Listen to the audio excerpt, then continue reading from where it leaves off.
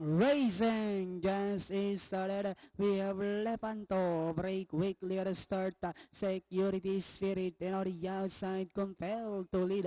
Billionaire comes next. Summit Dancer, My Sweet Leonora, Mr. Environment, Dugus Fright, and on the outside compelled to lead while Walk the Talk is the early trailer by about 16 lengths of the leader. And going along for the first turn, we have Lefanto, our length and a half.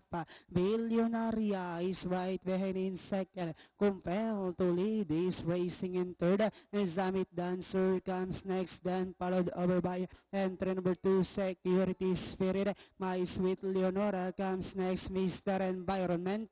Unequal Dugus Fright while Walk the Talk is still racing in 10th. Inside the 3 octavo, we have Levanto still in control by about 4 lengths.